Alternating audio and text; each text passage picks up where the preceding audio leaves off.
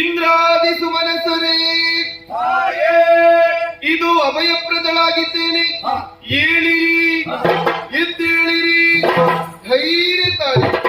ಅಪ್ರಮೇಯಳು, ಸ್ವಪ್ರಕಾಶಳು, ಇಚ್ಛಾಶಕ್ತಿ ಸಂಯುಕ್ತಳು ಆದಂತಹ ನನ್ನನ್ನು ಒಂದೇ ಮನಸ್ಸಿನಿಂದ ಧ್ಯಾನಿಸಿ ಪ್ರಸನ್ನೀಕರಿಸಿಕೊಂಡಿರ ಮಕ್ಕಳೇ. ನಿಮ್ಮ ಮುಖಾವಲೋಕನವನ್ನು ಮಾಡಿದಾಗ ನಿಶಾಚಮನದಂತಾಗಿದ ವದನ, ಯಾರಿಂದ ಬಂದ ಬವಣೆ, ಯಾಕೆ ನನ್ನನ್ನು ಸ್ಮರಿಸಿದಿರಿ? ನಿರ್ಭೀತಿಯಿಂದ ತಿಳಿಸಿರಿ.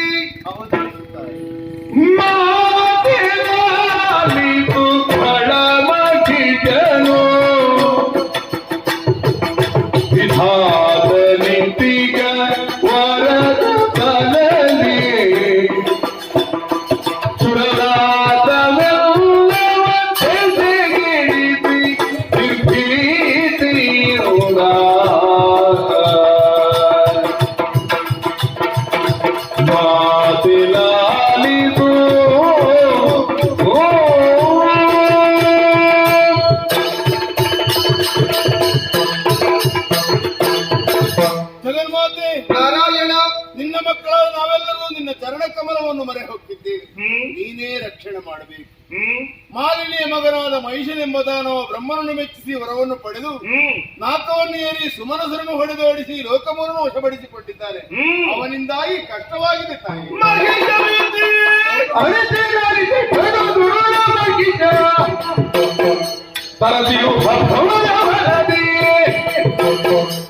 ಸುರರನ್ನು ಸೋಲಿಸಿದೆ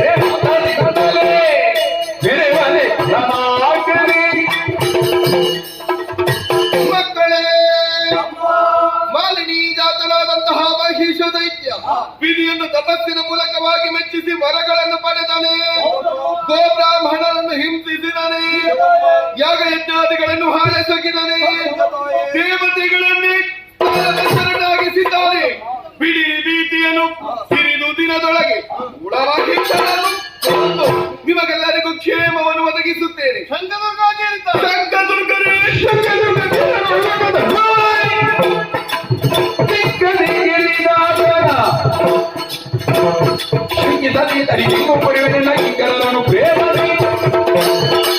ದುಷ್ಟನಾದ ಮಹಿಷ ದೈತ್ಯ ಶಂಕದುರ್ಗಾದ್ಯನ ಮಾತಿಗೆ ಕಿವಿಗೊಟ್ಟು ಧರ್ಮವನ್ನು ವಿರುದ್ಧದಿಂದ ಧಿಕ್ಕರಿಸಿದರೆ ಆತನನ್ನು ಆತನ ಪರಿವಾರವನ್ನು ಶಂಕಿಸದೆ ತಡೆದೊಡ್ಡಿ ನನ್ನ ಕಿಂಕರರಾದಂತಹ ನಿಮ್ಮನ್ನು ರಕ್ಷಿಸುತ್ತೇನೆ. ಮಕ್ಕಳೇ, ಧೈರ್ಯಸ್ಥರಾಗಿ, ಧೈರ್ಯಸ್ಥರಾಗಿ, ಧೈರ್ಯಸ್ಥರಾಗಿ.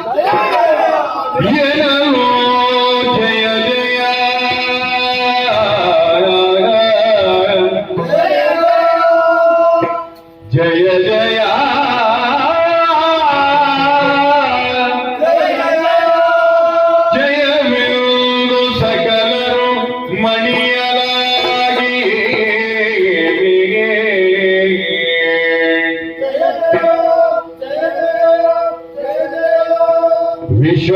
ವಿಶ್ವಕರ್ಮನು ಘನತರಲಿ ಶೋಭಿಸುವ ಭೂಷಣ ವಸನ ಅರ್ಪಿಸಲು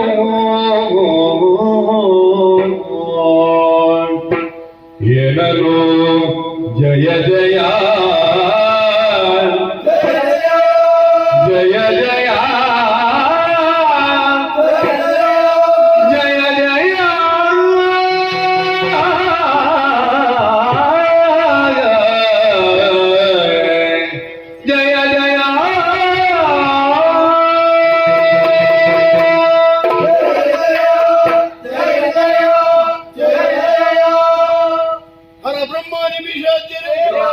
ನಮ್ಮೆಲ್ಲವರ ಮುಖದಿಂದ ಹೊರಟಂತಹ ದಿವ್ಯ ತೇಜಸ್ಸು ಒಂದಾಗಿ ನಭವನ್ನು ಏರಿ ನಾರಿ ಆಕಾರವನ್ನು ತಳೆದು ಧರೆಗಿಡಿದು ಆಕಾಶವನ್ನು ಮೀರಿ ಹತ್ತಂಗುಲ ಬೆಳೆದು ವಿಶ್ವವನ್ನೇ ವ್ಯಾಪಿಸಿ ನಮಗೆಲ್ಲರಿಗೂ ಅಮ್ಮನಾಗಿ ಅಭಯವನ್ನು ಕರುಣಿಸುತ್ತಾಳೆ. ಧೈರ್ಯ ಬಂದಿದೆ ಇಲ್ಲ, ಸಂತೋಷಾಧಿಕವಾಗಿದೆ. ಶ್ರೀದೇವಿಯನ್ನು ಶೃಂಗರಿಸುವುದಕ್ಕಾಗಿ ದೇವಶಿಲ್ಪಿ ವಿಶ್ವಕರ್ಮನು ನೂತನವಾಗಿ ರಚಿಸಿದ ಘನತರದಿಂದ ಕೂಡಿದ ವಸನಭೂಷಣ ಆಭರಣಾದಿಗಳನ್ನು ಭಕ್ತಿಯ ಕಾಣಿಕೆಯಾಗಿ ತಂದೊಪ್ಪಿಸಿದ್ದಾನೆ. ದೇವ ವನಿತೆ ಎಲ್ಲವರು ಒಂದು ಶ್ರದ್ಧೆಯಿಂದ ಅವನನ್ನು ಅಲಂಕಾರಗೊಳಿಸಿದ್ದಾರೆ. ಸರ್ವಾಲಂಕೃತ ಭೂಷಿತಳಾಗಿ ಕಂಗೊಳಿಸುತ್ತಾ ಇದ್ದಾಳೆ ಸರ್ವೇಶ್ವರಿ. ನಮ್ಮೆಲ್ಲವರ ಆಯುಧ ಪಾವನತೆಗೆ ದೇವಿಗೆ ಒಪ್ಪಿಸೋಣ. ವನಜನಾಭನೋ ಕರದ ಚಕ್ರ ಶ್ರೀಚಕ್ರವು ತ್ರಿನಯನಾಗ ತ್ರಿಶೂಲನು ಸಹ ಕನಕಗರ್ಭನೋ ಬ್ರಹ್ಮದಂಡವನಿತ್ತು ಪದಕಿರಗಿ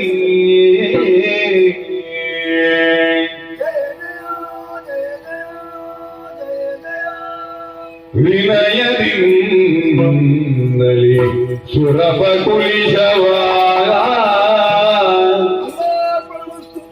ಅನಿವಿದರು ಶಕ್ತಿಯಾಯುಧಂಗ ಮಣಿದು ಮಾತೆಯ ಪದದೊಳಿರಿಸುತ್ತ ನುತಿಸಿದರು ಭಗದಿ ಜಯ ಜಯ ಜಯ ಜಯ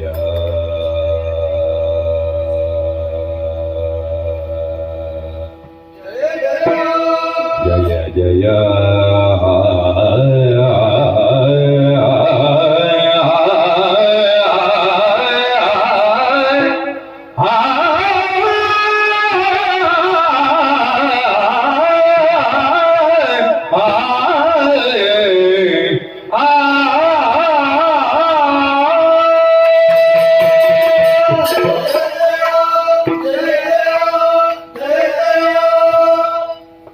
ದೇವತೆಗಳೇ ಭಯಭಕ್ತಿಯಿಂದ ದೇವಿಯ ಪದಕಮಲಗಳಿಗೆ ಮಣಿದು ದಿವ್ಯಾತೆಗೆ ಬೇಕಾಗಿ ಆಯುಧಗಳನ್ನು ಅಲ್ಲಿಗೆ ಅರ್ಪಿಸಿದೆವಲ್ಲ. ಪ್ರೀತಿಯಿಂದ ಎಲ್ಲವನ್ನೂ ಅಷ್ಟಭುಜದಲ್ಲಿ ಧರಿಸಿಕೊಂಡಿದ್ದಾಳೆ. ದುಷ್ಟ ಸಂಹಾರಕ್ಕಾಗಿ ಅದು ರಣಕ್ಷೇತ್ರಕ್ಕೆ ಮುಖ ಮಾಡಿ ನಿಂತಿದ್ದಾಳೆ ಶ್ರೀದೇವಿ. ಕೋಟಿ ದಿವಾಕರ ಪ್ರಭೆಯಿಂದ ಕಂಗೊಳಿಸುತ್ತಾ ಇದ್ದಾಳೆ. ಜಯಘೋಷ ಮುಗಿಯಲ್ಲಿ ಪ್ರತಿಧ್ವನಿಸುತ್ತಾ ಉಂಟು. ರಣದುಂದುಬಿ ಮೊಳಗಿದೆ. ಶ್ರೀದೇವಿಯು ಕಾಲ್ನಡಿಗೆಯಲ್ಲಿ ಹೋಗುವುದು ಭೂಷಣವೇ. ಅಮ್ಮನ ಭವ್ಯ ಮೆರವಣಿಗೆಯನ್ನು ನೋಡಬೇಕು ಅಂತ ನಾವೆಲ್ಲರೂ ಅನುಸರಿಸುತ್ತಾ ಇದ್ದೇವೆ. ಪರ್ವತರಾಜನು ತಾಯಿಯ ಸೇವೆಯನ್ನು ಮಾಡಬೇಕೆಂದು ಅದೋ ಗರ್ಜನೆ ಮಾಡುತ್ತಾ ಬರುತ್ತಾರಲ್ಲ.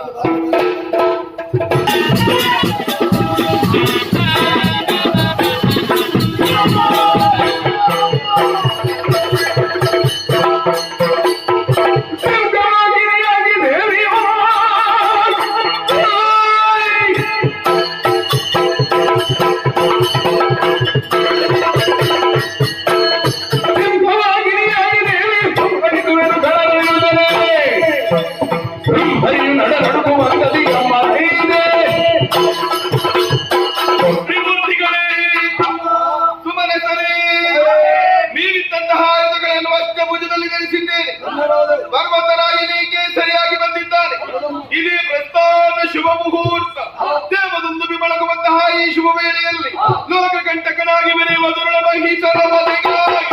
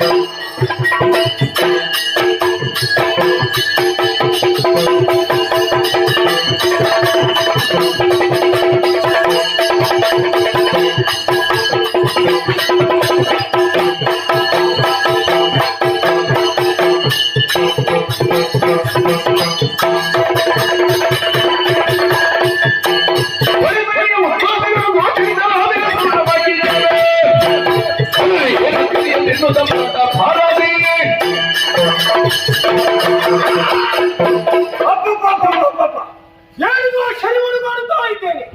ಬಾರಿ ಬಾರಿಯೋ ಉತ್ಪಾದಕಗಳ ವೈಶಾಖದ ಕಂಡ ಮುಂದೆ ಆಕಾಶದಿಂದ ಗಂಟಲ ಮಳೆ ಸುರಿಯುತ್ತಾ ಇದೆ. ಮತ್ತೊಂದು ಕಡೆಯಿಂದ ಉಲ್ಕಾಪಾತ ಧೂಮಕೇತುಗಳ ಸಂಚಾರ ಹಾ. ಭೂಮಿಯಲ್ಲಿ ನೋಡಿದ್ರೆ ನರಿ ನಾಯಿ ಕಾಗೆ ಗುಗ್ಗೆಗಳ ಚೀರಾಟ ಕೂಗಾಟ ಯಾಕೆ ಹೀಗೆ ಅನ್ನುವುದನ್ನು ತಿಳಿದು ಬರುವುದಕ್ಕಾಗಿ ಶಂಕದೂತರನ್ನು ಕಳುಹಿಕೊಟ್ಟೆ ಹೋದಂತಹ ಒಬ್ಬಳಾಗಿ ಹೆಣ್ಣು ನನ್ನಲ್ಲಿ ಧೋನು ಮಾಡುವುದಕ್ಕೆ ಬರ್ತಾ ಇದ್ದಾಳೆ. ಸಿದ್ಧತೆಯಲ್ಲಿ ನಾನಿರಬೇಕಾಗಿದೆ. ಮಣಿನ ಥೋಡಿಗೆ ಆಯುಧವನ್ನು ಧರಿಸಿ ನಡೆಯುತ್ತಾಳೆ.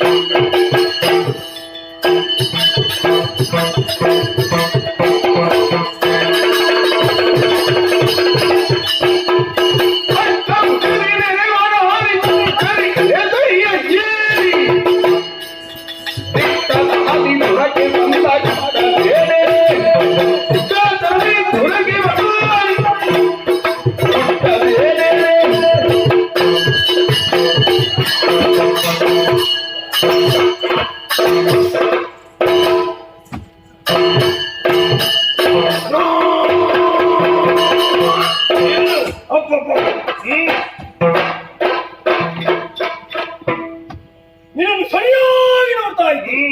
ಒಂದಲ್ಲ ಎರಡಲ್ಲ ಅಷ್ಟಪದ ಸಾಲದೆಂಬುದಾಗಿ ಕೇಸರಿಯನ್ನು ನನ್ನ ಮುಂದೆ ದಿಟ್ಟತನವನ್ನು ತೋರಿಸುತ್ತಾ ಇದೆಯಲ್ಲ. ನಿಜ ನಾನು ಕಳುಹಿಕೊಟ್ಟಂತಹ ಶಂಕದುರ್ಗರನ್ನು ಯಾಕೆ ನಾನೇ ಕೊಂದವಳು. ಶೋಣಿತಾಂಬರಕ್ಕೆ ಯಾಕೆ ಬಂದೆ?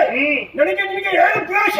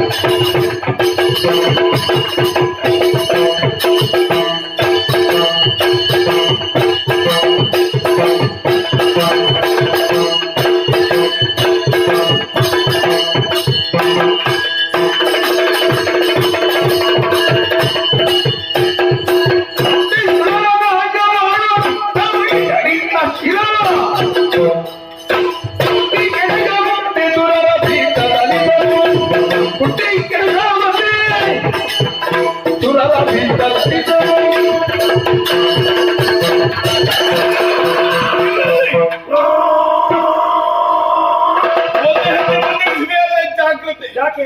ನೆತ್ತಿಯ ಮೇಲೆ ಕೋಣನ್ನು ಹೊತ್ತ ಮಾತ್ರಕ್ಕೆ ಮೂರು ಲೋಕವು ನಿನ್ನ ಅಧೀನ ಹಾಗೆ ಭಾವಿಸಿಕೊಂಡೆ ಜಗತ್ತನ್ನೇ ನಿಯಂತ್ರಿಸುವುದಕ್ಕೆ ಇನ್ನೊಂದು ಶಕ್ತಿ ಇದೆ ಎಂಬುದು ಜ್ಞಾಪಕದಲ್ಲಿರಲಿ. ನಿನ್ನ ಬಗ್ಗೆ ಅರಿತೇ ಬಂದಿದ್ದೇನೆ. ವಿಧಿಯಿಂದ ವರವನ್ನು ಪಡೆದೆಯಾ? ಬ್ರಾಹ್ಮಣರಿಗೆ ಕಷ್ಟವನ್ನು ಕೊಟ್ಟೆಯಾ? ನಿಜ. ಋಷಿ ಮುನಿಗಳನ್ನು ಪೀಡಿಸಿದೆಯಾ? ದೇವತೆಗಳನ್ನೇ ಸಜ್ಜನರ ಕಣ್ಣೀರನ್ನು ಒರೆಸುವುದಕ್ಕೆ ಬೇಕಾಗಿ ಅಥವಾ ನೀನಲು ಬ್ರಹ್ಮಾಂಡ ನಾಯಕಿಯಾದಂತಹ ನಾನೇ ಮೃಗವಾಹಿನಿಯಾಗಿ ಬಂದು ನಿನ್ನ ಕಣ್ಣ ಮುಂದೆ ನಿಂತಿದ್ದೇನೆ. ಬದುಕುವ ಆಸೆ ಇದ್ದರೆ ಕಾಲಿಗಿರಲು ಮಾರ್ಮಲೆತ್ತು ಬಂದಿದ್ದಾರೆ.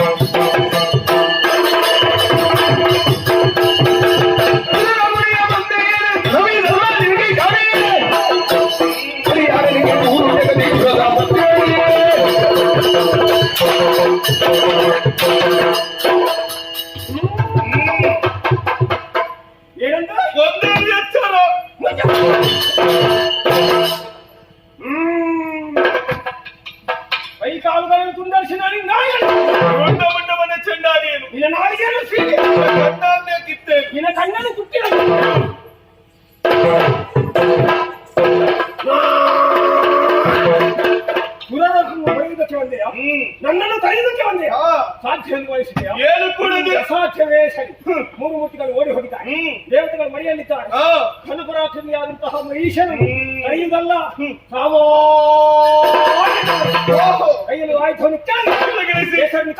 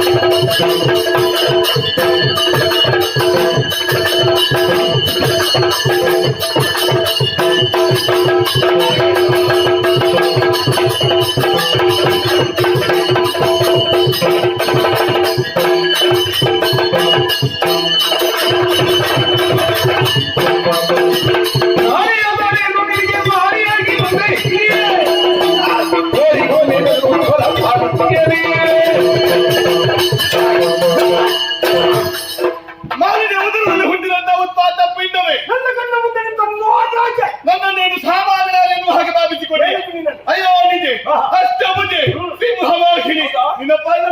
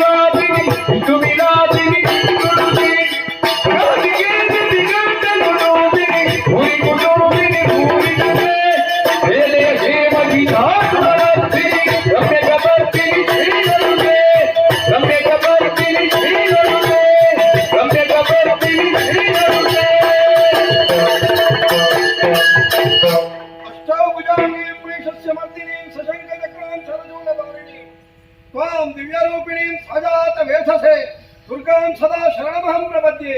ದುರ್ಗಾಂಬ ಮಹಿಷಮರ್ದಿನಿ ಪ್ರಸನ್ನಳಾಗಮ್ಮ ತಾಯಿ. ಜಯ ಜಯ ಜಯ ಜಯ ಜಯ ಜಯ. ಸುಲಭಾಲ ಸುಲಭ ಭಯ ನಿನಗಿಲ್ಲ ಮುಂದಕ್ಕೆ. ಅರುಜದಲ್ಲಿ ನಾಗವನು ಪಾಲಿಸೋ. ಮರೆಯದೆನ್ನಯ ಶರಣವನು ನೀರತ ಮರದಿ. ಸುಲಭ ಭಯ ನಿನಗಿಲ್ಲ.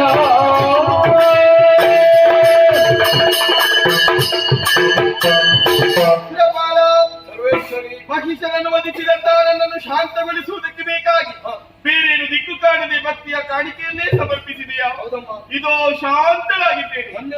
ನಿಮಗೆಲ್ಲರಿಗೂ ಕಷ್ಟವನ್ನು ಕೊಡುತ್ತಿದ್ದಂತಹ ದುರುಳ ಮಹಿಷನೊಡನೆ 9 ದಿವಸಗಳು 9 ರೂಪದಿಂದ ಹೋರಾಡಿದವನು ನಾನು. ಹೌದಮ್ಮ. ಈ ದಿನವನ್ನೇ ಮುಂದಕ್ಕೆ ನವರಾತ್ರಿ ಎನ್ನುವ ಹಾಗೆ ಆಚರಿಸಿಕೊಂಡು ಬರಲಿ. ಆಗಲಿ ತಾಯಿ. 10ನೆಯ ದಿನವಾದಂತಹ ಇಂದು ದುರುಳ ಮಹಿಷನ ರುಂಡವನ್ನು ಮಾಡಿ ವಿಜಯವುದು ನಮ್ಮ ಪಾಲಿಗೆ ದೊರಕಿದಂತಾಯ್ತು.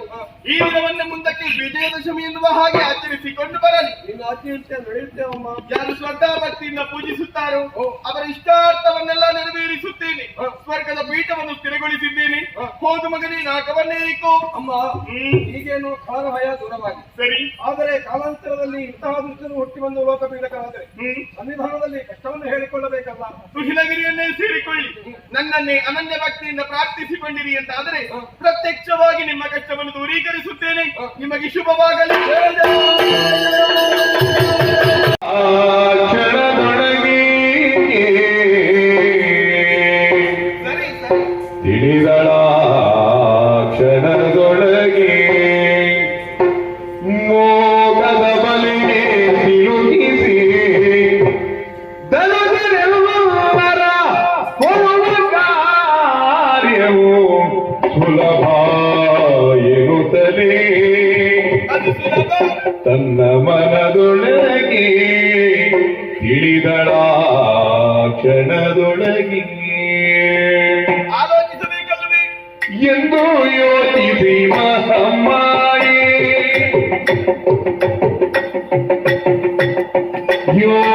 ಯೋಚಿಸಿ ಮಹಮ್ಮಾಯೇ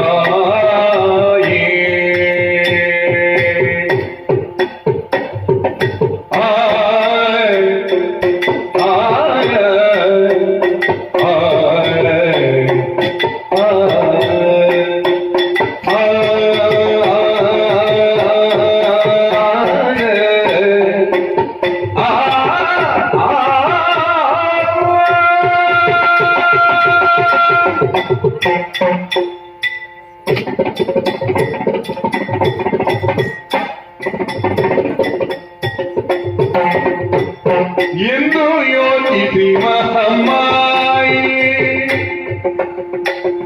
ಯೋಚಿಸಿ ಮಹಮ್ಮಾಯಿ ಸರಿ ಸರಿ.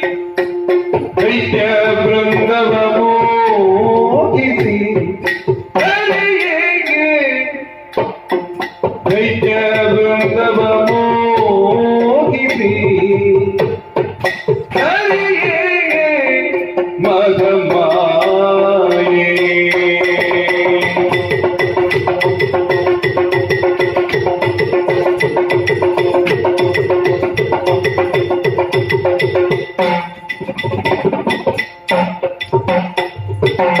ಸುಂದರಾಂಗವ ತಳಿರಂದು ಕೌಶಿಕೆಯಾಗಿ ಸುಂದರಾಂಗವ ತಳಿರಂದು ಕೌಶಿಕೆಯಾಗಿ ನಿಂದಳು ಬೆರೆವ ಕದಂಬವನದೊಡಲಿ ನಿಂದಳು ಬೆರೆವ ಕದಂಬವನದೊಡಲಿ ಸುಂದರ ಕೌಶಿಕೆಯಾಗಿ ನಿಂದಳು ಬೆರೆವ ಕದಂಬವನದೊಡಲಿ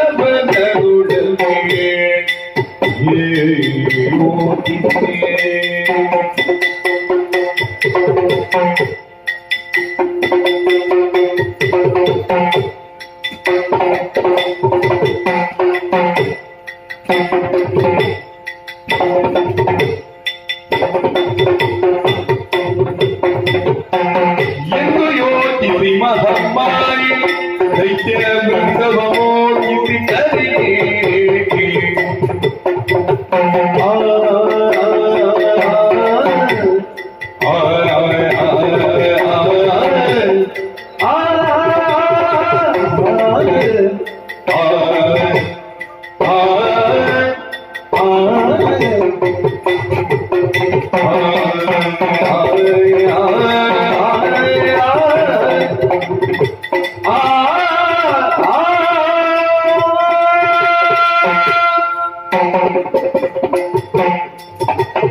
ಅಳುವ ಸುಮನಸರಿಗೆ ಅಭಯದ ವಚನವನ್ನಿತ್ತು ಕಳುಹಿದ್ದೇನೆ.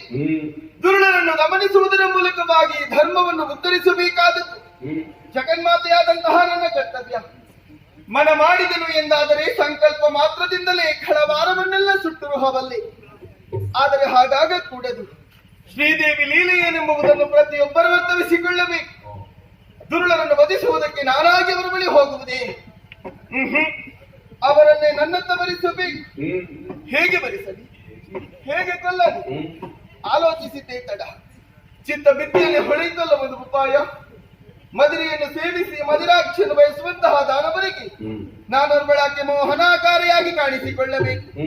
ನನ್ನನ್ನು ಕಂಡು ನನ್ನಿಂದ ಆಕರ್ಷಿತಗೊಂಡು ನನ್ನನ್ನೇ ಪಡೆಯಬೇಕೆಂಬ ಆಸೆ ಇರಿಸಿ ಬರುವಂತಹ ದಾನವರನ್ನು ನನ್ನ ಮೋಹದ ಬಲೆಯೊಳಗೆ ಸಿಲುಕಿಸಿ ಕೊಲ್ಲಬೇಕು ಎಂಬಂತಹ ತೀರ್ಮಾನಕ್ಕೇನೋ ಬಂದಿದ್ದೇನೆ.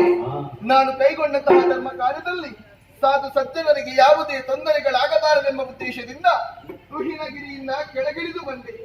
ನೋಡಬಾರದೆ, ಸಾಲು ಸಾಲಾಗಿ ಬೆಳೆದು ನಿಂತಿದೆ ಗಗನ ಚುಂಬಿತವಾದಂತಹ ಕದಂಬ ವೃಕ್ಷಗಳು.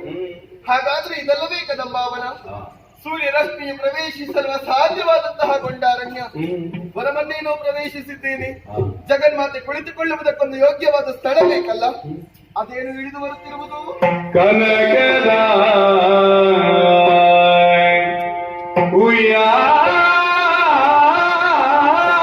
ಉಯ್ಯಾಲೆ ಮೆರೆಯಲು ಸರಿ ಸರಿ, ಆವನದೊಳಗಂದು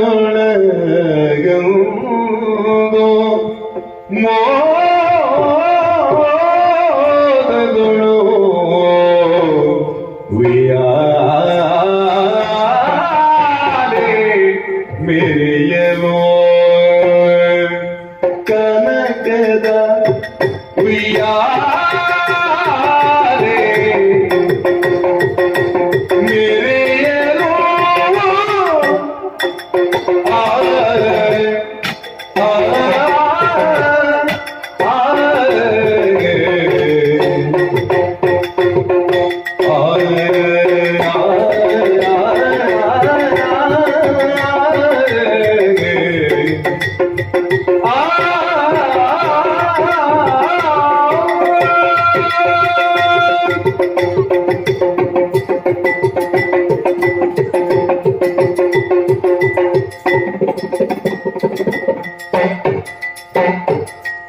ಕನಕದ ಉಯ್ಯಾಲೆ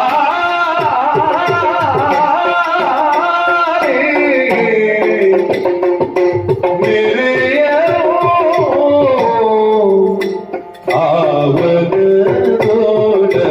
ಆವನದೊಳಗಂದು ಮೋದಗಳು ಆವನದೊಳಗಂದು ಮೋದಗಳು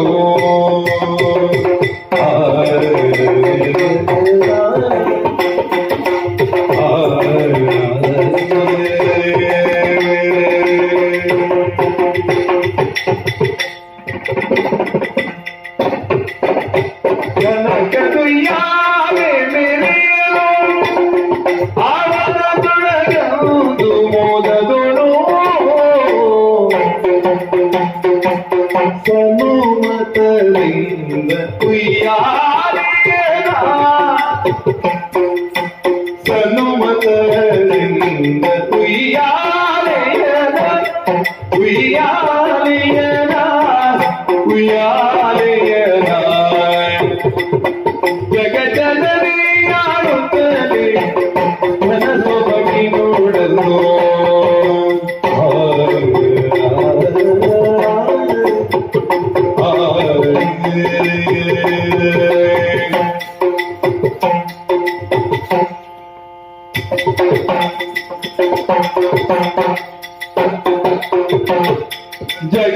ಮೆಲ್ಲದೆ ಆಡುತ್ತಾನೆ ಆಡುತ್ತಾನೆ ಆಡುತ್ತಾನೆ ಕನಸುವಾಗಿ ನೋಡುವು ಕನಕದ ಉಯ್ಯಾಲೆ ಮೆರೆಯಲು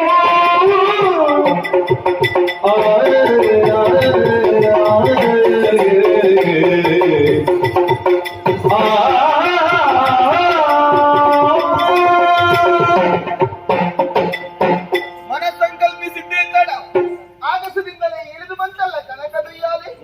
ಇದು ನನ್ನನ್ನೇ ಪ್ರತಿಬಿಂಬಿಸುತ್ತಾ ಉಂಟು. ಆದಿ ಮಧ್ಯ ಅಂತರಹಿತಳಾದಂತಹ ನಾನು ದುರ್ವದಾನವರಿಗೆ ಅಂತ್ಯವನ್ನು ಕಾಣಿಸುವುದಕ್ಕಾಗಿ ಬಂದಿದ್ದೇನೆ. ಕಾನನದಲ್ಲಿ ಇಳಿಯಲ್ಪಟ್ಟಂತಹ ಹೊನ್ನ ದುಯ್ಯಾಲೆಯಲ್ಲಿ ಇರಬೇಕು, ಗಾಯನವನ್ನು ಪಾಡಬೇಕು. ಆದರೆ ನಾನಿರುವಂತಹ ವಿಚಾರ ದಾನವರಿಗೆ ತಿಳಿದಿದ್ದಿಲ್ಲ. ಆದ್ದರಿಂದಲೇ ತಮ್ಮ ಗಂಧವನ್ನು ಮಾರುತನ ಕೈಗೊಪ್ಪಿಸಿದ್ದೇನೆ. ಎಲ್ಲಾ ಕಡೆ ಪಸರಿಸಬೇಕೆಂಬುದೇ ಮೂಲ ಉದ್ದೇಶ. ತನ್ನ ಗಂಧವನ್ನು ಆಗ್ರಾಣಿಸಿಯೋ ಅಥವಾ ಬೆಳಕಿನ ಜಾಡನ್ನು ಹಿಡಿದು ಅಥವಾ ನಾ ಹಾಡುವ ಹಾಡನ್ನು ಕೇಳಿಯೋ ಗಾನವರಲ್ಲ ಎನ್ನತ್ತ ಬರಲಿ ಬರಲಿ ಬರಲಿ ಒಂದಂತಹ ಕಾಲವನ್ನು ಇನ್ನೇಕೆ ಸಾವಕಾಶ ಇರುತ್ತೇನೆ ಹೊನ್ನ